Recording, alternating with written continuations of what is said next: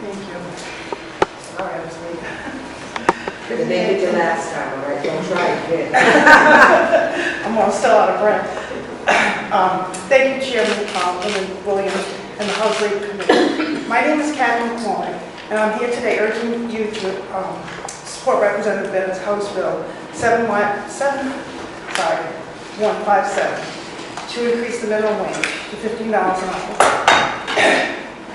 Today, as I stand before you, I can say I am happily married and have 3 boys and a grandson.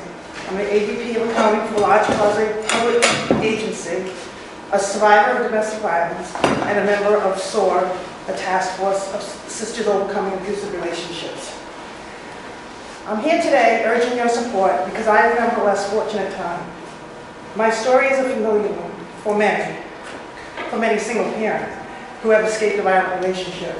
The relationship that seemed good in the beginning spiraled out of control, and I found myself pregnant and scared. Getting out of this relationship was extremely dangerous, and it took over 4 years before I was out and feeling relatively safe. To escape, I moved to a new apartment, got a new job, and left no forwarding address. It was my intention to work hard and provide for my son. I was determined to be independent and self-sufficient. After surviving beatings, threats, stalking, and intimidation, I knew I needed to do whatever I could to keep safe. I found out firsthand how difficult that would be. I was able to get a job doing bookkeeping that paid minimum wage.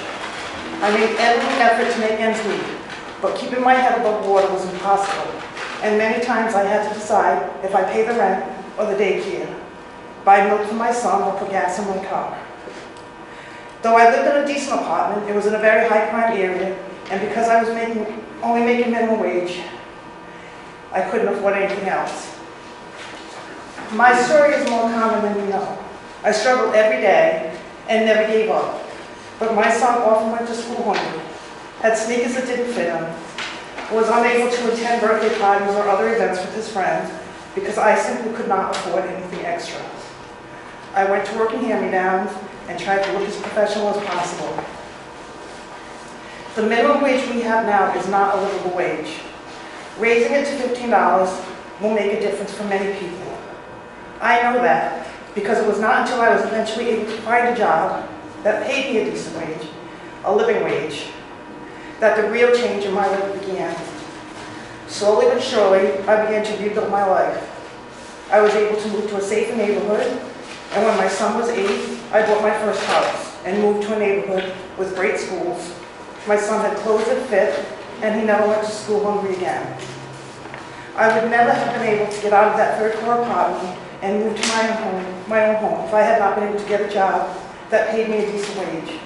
That job was enough to build my credit and allow me the opportunity to pay for a mortgage and move to a safe neighborhood. It was life-saving, and I was able to provide a safe and healthy environment for my son. This was all I ever wanted, a chance to make it on my own and live my life.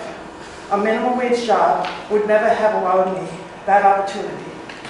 It is necessary to build up families and give them a fair and just wage. When our families can support themselves, the whole community is richer for it. Thank you. Thank you. Any questions?